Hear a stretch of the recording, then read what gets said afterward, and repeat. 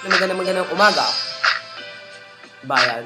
Ako nga pala si Marco alias Markintosh. At itong aking kasamang si... Magandang umaga bayan. Ako ay si Nico Lulim alias Electronic. Kami ang mga tagapaghayag ng mga balitang bumabandila. Bawat detalye ng bawat punto ay aming sasalakayin. At ito ang tatanging Talakay.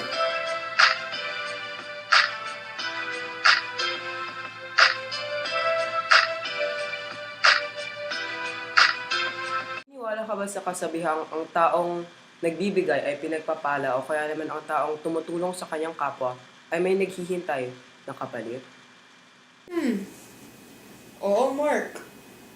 Naalala mo pa ba ang aklat na binasa natin, ang Ibong Darna? Sa aklat na yon, marami tayong napulot ng mga mabubuting asal katulad nito. Sa parteng tinulungan na nga ni Don Juan itong taong leproso. Dahil sa pagtutulong ni Don Juan sa taong leproso, tinuruan ng leproso kung ang daan papunta sa ermitanyo. At ang ermitanyong ito na nga ang tumulong kay Don Juan at siya nga ang naging susi upang makuha na nga ni Don Juan itong ibong Adarna na kailangan nila para mapagaling ang kanyang tatay. Tama. Kung hindi tinulong ni Don Juan ng leproso, sa tingin ko, di niya mahuli yung Ibong Adarna. Ako nga rin, sa tingin ko parang maging katulad na siya ng kanyang dalawang mga nakatatandang mga kapatid na si Don Pedro at si Don Diego na magiging anyong bato na rin dahil sa ipot nga ng Adarnang ito. Tama. Sa anong mga paraan kaya ito makikita sa totoong buhay, itong asal na ito? Mark, naalala mo pa ba si Efren Peña Florida? Yung CNN Hero of the Year Award ng taong 2009, hindi ba? Siya yung nagbabahagi ng kanyang mga kaalaman sa mga batang kalye. Tama. At naging CNN Hero of the Year siya dahil sa kanyang programa na pushcart classes. Tuluyan na nga niyang binigyan ng karangalan ang bansang Pilipinas, hindi ba? Ano mo ba, Mark, na sa taong 2011, may bagong Filipina na CNN Hero of the Year? Ito ang narinig kong si Robin Lim. Oo, siya yun. Siya yung nasa Indonesia, hindi ba? Tama. Sa Indonesia nga siya. Tinutulungan niya ang mga nanay dyan sa Indonesia. Kasi ang mga nanay sa Indonesia ay walang sapat na pera para pumunta sa ospital para manganak. Kawawa naman sila, no? Paano kaya kung walang Robin Lim na tumutulong sa kanila? Ayoko nang isipin yun dahil maging sobrang masama ang isip. Ang mga nanay na ito ay walang sapat na pera upang pumunta sa mga ospital para manganak. Ano kaya ang mga payo mo sa mga taong pinagpala at napakaraming biyaya sa ating lipunan? Dapat? Bigyan nila ang mga mahirap ng konting biyaya rin. Sa tingin ko, sa pamamagitan ng pagbibigay kahit kakaunting biyaya ay lubusan na nga nilang matutulungan ang mga pamilya nila. Mga pera, kahit pagkain, o iba pang donasyon, makakatulong ang mga ito sa mga mahirap. Itong si Robin Lim nga ay nanggaling sa Baguio.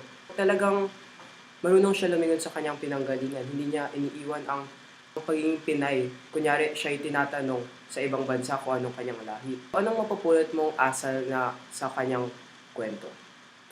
Para sa akin, ang pagiging Pinoy ay isang importanteng asal na mapupulot natin sa kanya. Dahil kahit nasa ibang bansa siya, di niya nalilimutan na Pinoy pa rin siya. At dapat nga natin siyang tularan.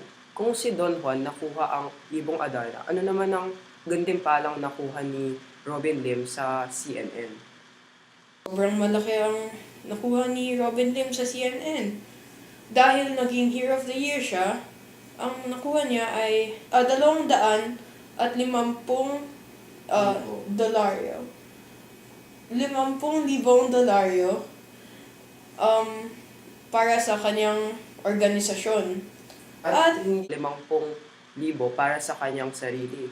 At sa tingin ko itong 50,000 ito, hindi niya gagamitin ito lahat para sa kanya. Siguradong ipapamahagi niya ito sa mga lubusang nangangailangan. Tama. Sa tingin ko, bibigyan ng mga ito ang perang ito sa kanyang organisasyon o kaya sa ibang organisasyon na nakakatulong sa ibang tao. At hindi lang naman pera ang kanyang nakuha Nakakuha rin siya ng karangalan at lubusan niyang ipinagmamalaki ang Pilipinas. At tayo nga rin ay naapektuhan dahil lahat tayo'y nagpapasalamat na merong Robin Lim sa ating lahi. Sino pa ba ang iba pang mga Pinoy na binigyan tayo ng karangalan? Si Manny Pacquiao. Ang galing niya. Si Manny Pacquiao ang pambansang kamao. Mahanga talaga sila. Sa tingin ko, lahat naman tayo ay pwedeng maging ganun. Dapat lang natin pakita ang ating katalinuhan at ang ating mga talento sa iba. Oo, tama Mark. Dapat ibigay namin ang mga biyaya namin sa iba pang tao at gamitin natin ang mga talento natin para sa kabubuti ng ibang tao. Miss you too, baby. More women suffer from eye damage than men. For state-of-the-art service and affordable eyewear, go to EO Executive Optical. Love your eyes. Poor eyesight leads to poor performance. For state-of-the-art service and affordable eyewear, go to EO Executive Optical. Love your eyes. Oh, you could just pretend. You and me sitting on a tree. K-I-S-S-I-N-G. Yummy chocolate sauce, nutty chocolate disc, Hey, daydreamer. new Cornetto disc. Hey.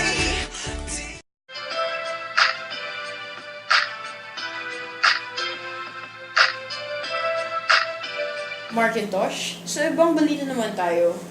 Alam mo yung kwento tungkol kay GMA, di ba? Oo, yung napakarami niyang kaso, tunay nga na walang lihim ang hindi nabubunyag. Tama. Makikita rin ito sa kwento ng Ibong Adarna. Ito ba yung sa parting nung binugbog ni Don Pedro at ni Don Diego si Don Juan? Yan lang. Markintosh dahil pagkatapos, kinuha nila ang Ibong Adarna at dinala sa Barbanya. Hindi kumanta ang ibon dahil hindi naman silang totoong may-ari sa kanya. Ang totoong may-ari ay si Don Juan. Dumating na nga si Don Juan pagkatapos. Nung dumating si Don Juan, kumanta ng ibon. At sinalaysay na nga ang ibon ang nangyaring pagmamaltrato ni Don Pedro at ni Don Diego kay Don Juan. Sa ating bansa ngayon, may kita rin ang kasabihang walang lihim ang hindi nabubunyag. Tama yun, Markintosh, sa gobyerno, di ba? Yung tungkol kay GMA. Napakaraming kaso na nga ni GMA ang hindi niya matatakasan sapagkat napakasama talaga ng kanyang mga kinikilos nang siya'y presidente pa. Tulad ng Katulad na lang ng maling paggamit niya ng perang nanggaling sa OWA. anong nangyari dyan? Kasi ang Overseas Workers Welfare Administration o ang OWA ay nagbigay sa gobyernong Arroyo ng 50,000 at 50 milyon. Ngunit tiwalian lang ito. Grabe naman yun. Sobrang laki ang halaga nun.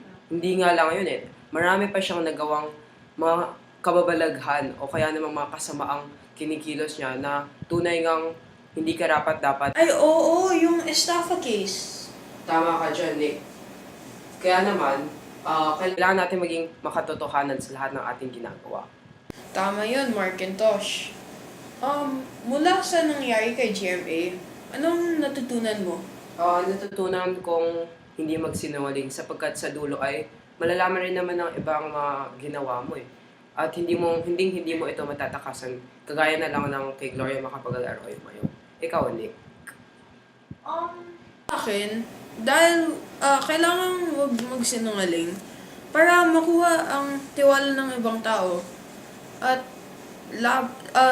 lagi dapat sabihin ang totoo. Iniwala ka ba sa karma? Oo, Markintosh. Ang karma kasi may dalawa, may mabubuting karma at masasama. Sa tingin mo, Isang kategorya ka nandun ngayon? Sa masama or sa mabuti? Sa totoo lang, Macintosh, para sa akin, nasa mabuti eh. Bakit mo naman nasabi yon? Dahil Macintosh, ginawa ko ang lahat ng kaya kong gawin at naging mabuti ako. Lagi kong inisip yung mabuti. At dahil dyan, nakuha na kita para sa Filipino report na ito. Di ba, Macintosh? Pinakita ng dating Pangulong si Gloria Macapagal Arroyo ay ang masamang karma. Ang karma kasi niya ay masama ang kanyang ginagawa, katulad ng katiwalian. Kaya ngayon, parang pinagbabayaran na niya lahat ng kanyang masasamang nagawa para sa kanyang administrasyon at sa gobyernong sa panahong yon. Oo nga, Macintosh. At dyan na nga natapos ang ating talakayan. Grabe, Macintosh! Tapos na pala ang oras natin. Kaya tumuto kayo sa mas maraming balitang bumabandila bukas. Lahat ng mga detalye ng bawat punto ay tatalakayin namin. At huwag kayong magsawang manood ng natatanging Natatanging talakayan. Talakayan!